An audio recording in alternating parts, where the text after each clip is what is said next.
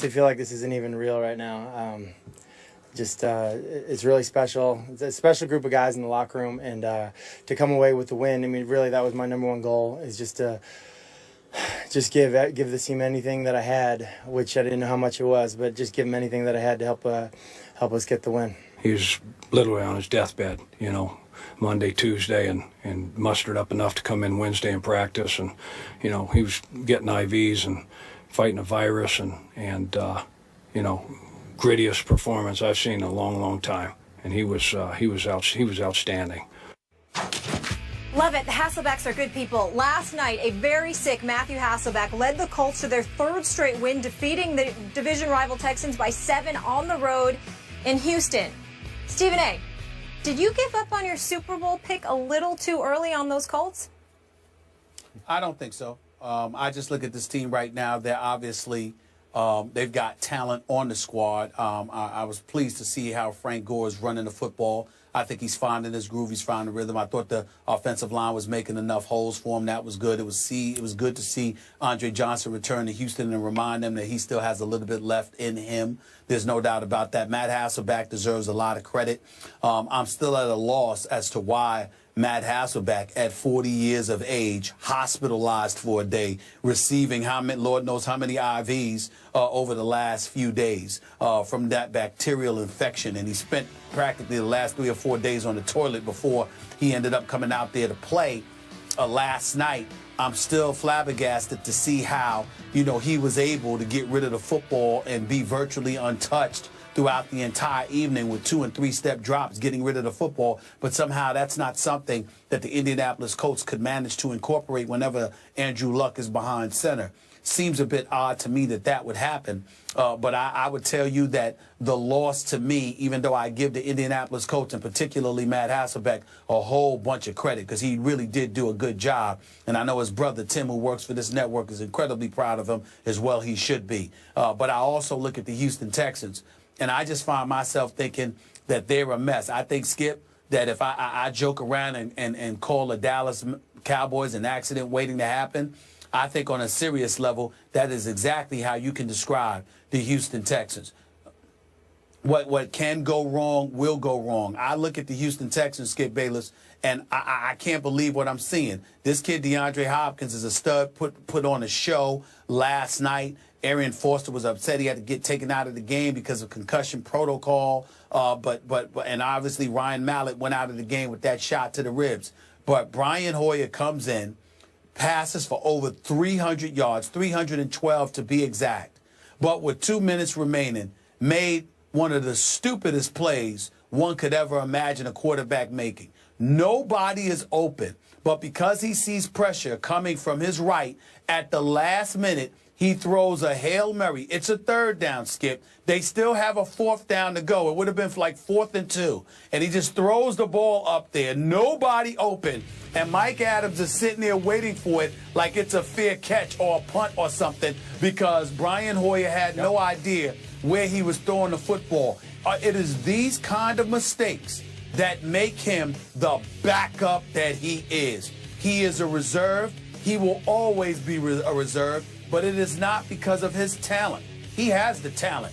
It's because of the IQ that seemingly gets lost at key pivotal moments when it comes to him, combined with the fact that he's like a deer in headlights in certain big moments, not over the course of lengthy moments, but I'm talking about a particular specific, minute moment in time that's very, very pivotal. You can't rely on this guy.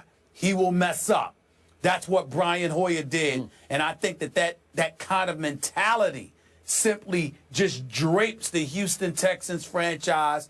It's got Bill O'Brien probably on depression medication, for crying out loud. He don't know what to do right now because of this guy. It's just a shame. It's Russian roulette at the quarterback position because nobody can step up in Houston. And I think that is what is demoralizing this franchise more than anybody else because they know that no matter how hard they fight, somebody at the quarterback position is going to mess it up for them. And I think that kind of attitude has infected this franchise. And I think it contributes to losses similar to what took place last night.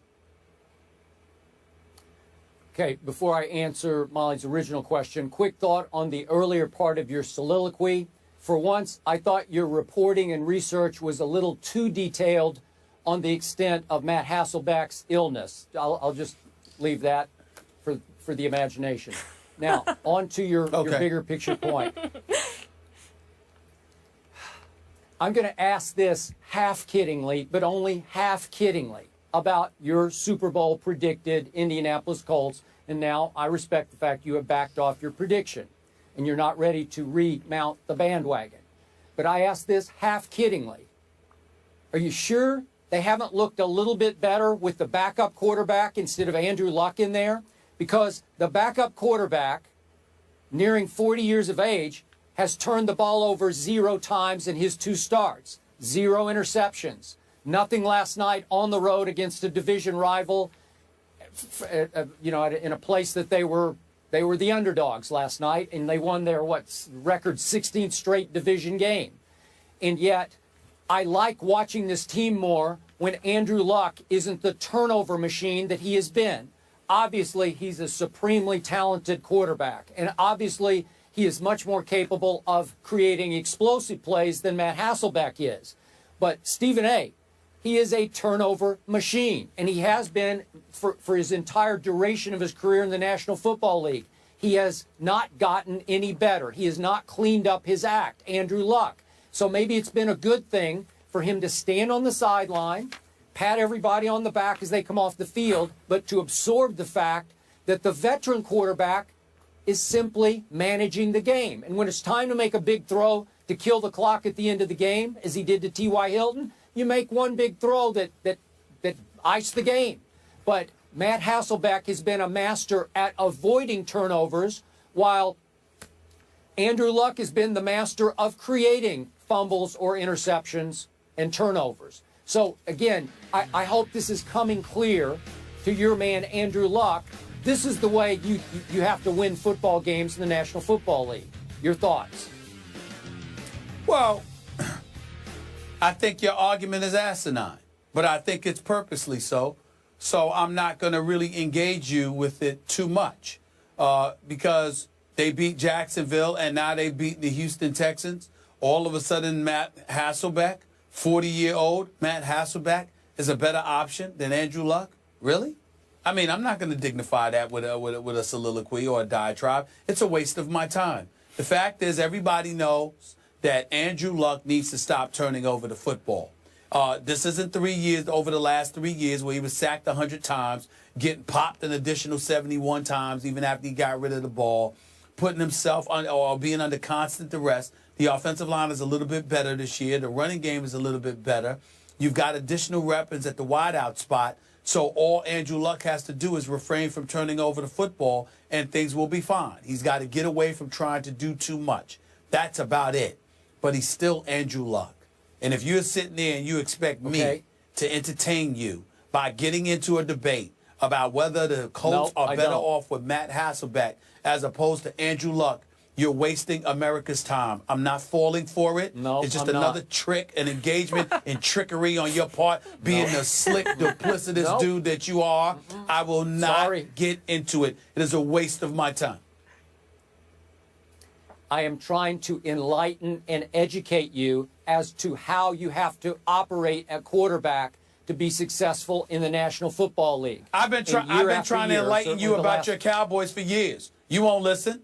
You won't listen. So who are you to enlighten me about Andrew Luck? Andrew Luck played in the wild card game. He played in the divisional playoff game. The next year he played in the AFC championship game, whereas the Dallas Cowboys haven't even been back to a conference championship game in 20 years. You haven't listened to me when I tried to enlighten you. Why should I listen to you try to enlighten me? Because you are losing this battle. Let's deflect the blame off Andrew Luck onto Tony Romo, who, by the way, has cleaned up his act the last 2 years, which is why they have been such a better football team. My point to you I wouldn't is recall. simply this. Last time I checked, Each time Tony Romo was on the sideline with a sling. Oh, thanks. That's a cheap shot, but I'll accept it. You deserve It's it. the truth. Look, it just happens to be the truth. Here's the point about, okay, Andrew Luck has skated through this division year after year. This is the cakewalk division of the NFL. They just went and stole a game at Houston against a team that after Hard Knocks, a lot of people thought was going to be on the rise. Maybe right here, maybe they've arrived this year. Baloney they have. This division is like in the Colts' lap. They're going to win it again. They're going to get home playoff games. Who knows where they'll wind up if they they advance to the second, third round of the playoffs. But when they wound up at Foxborough, they got their doors blown off because their quarterback kept throwing it to the other team. You just can't. You can skate that far, and then when you play a real football team, you're going to lose. And Matt Hasselbeck showed you the blueprint last night. That's all I'm trying to say, for getting rid of the ball quickly and accurately and carefully, making the plays that have to be made, because he's behind the same offensive line. I heard Steve Young on SportsCenter the other night say, Andrew Luck hasn't had a clean pocket in 3 years. Okay, great. Well, does that mean that Hasselbeck's been getting clean pockets against Jacksonville and at the Texans? I doubt it. He's just getting rid of the ball and being careful with it. So that's my point to you. Let me, okay, I don't want to do this anymore. I want to move quickly to the Texans because you commented on the Texans. Who picked those two quarterbacks? Who defended those two quarterbacks going into the season on Hard Knocks? Thank you. Bill O'Brien did. Don't give me this. Well, what are these people talking about? We don't have a quarterback. We have two really good. No, you don't. Sorry, you don't. And you keep playing musical quarterbacks. You blame this one, you go to that one, then you blame him, and you go back to him. And I got to tell you, I'm going to stand by what I said during Hard Knocks. Bill O'Brien is getting obsessed with being on camera. He's getting incredibly camera conscious, and he was last night. He knows that after every turnover, the camera's going to come to him on the sideline. After every dumb play his team makes, the camera focuses on Bill O'Brien. And what does he do? Oh, my God. How can you do this, Brian Hoyer? He's Brian Hoyer. He turned back into Brian Hoyer right on schedule, as you pointed out, at the end of the game. But I got to tell you, in that locker room, a lot of those veteran players are going to start thinking to each other, hey, our coach is making us look terrible on television. Oh, how could you do this to me? It's not my fault, it's your fault. I'm going to tell you, Bill O'Brien is getting into hot water, and he's about to be on a hot seat. All right, gentlemen. Well, listen, I agree with that. I definitely agree with that because, you know, he had an opportunity to grab a quarterback. He passed on that, so you're right about that. The only last thing that I would have to say is that little soliloquy you went on about Andrew Luck. You could have easily made the same argument over many, many times about Brett Favre, who has 336 career interceptions, but you never did that because he's Brett Favre. He's one of your favorites. He's one of your pets, okay? I'm happy for now you. We're going to go to but Brett that did Favre. not go We're going to by change me. the conversation to Brett Favre because you were losing that argument. I'm just telling you. I'm just telling you how you are. You forget. You engage in selective amnesia far too often, and you need to stop. I'm here to bring you to the light. Okay, last quick question. Are you telling me that Andrew Luck is better than Brett Favre? No. But I am telling you that Andrew Luck, in my opinion, has the potential to be better than Brett Favre before his career is over. Okay, I haven't seen it yet, and I keep telling you, show me, don't tell me. Thank you. All right. Well, if he plays